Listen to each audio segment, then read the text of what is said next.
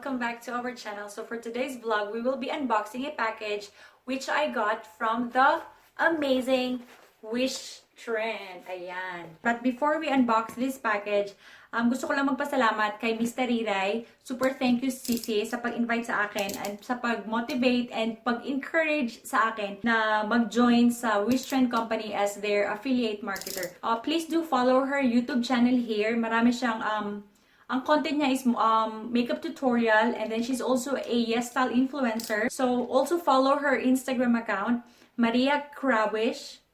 I hope I pronounce it well. Or I hope I pronounce it correctly. Anyway, let's proceed to the unboxing. Bala kayo dyan. So, ayan, buksan natin. So, this is my first collaboration with the WISHTREND Company. So, if you want to be an affiliate marketer sa WISHTREND, I will put the description, I will put the link in the description box below kung paano kayo mag-apply or paano kayo mag-join as an affiliate marketer ng WISHTREND. So, ayan. Ito yung itsura ng box niya. May pa-box siyang. May pa-box. So, mga ganyan. Wala. Ayan. So, buksan natin kung anong laman. Tada! Ayan. So, may nakapalitan naman yung ito.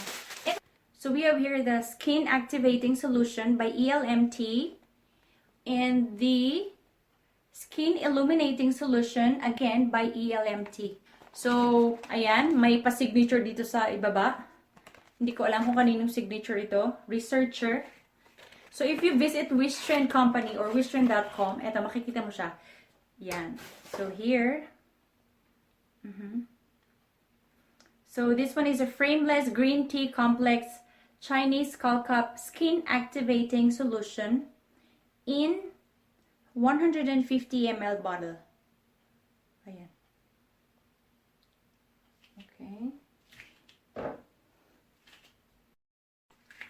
And now we have here, ito yung pangalawang box, pangalawang product. It's the Skin Activating Solution. Yan. Ang consistency niya naman is, ayan. Okay. Yan. So, para siyang tubig. Para lang siyang tubig. So, ito yung may, ayan. Ito yung wala. Ito yung meron, ito yung wala. Hindi siya sticky at wala siyang kaamoy-amoy.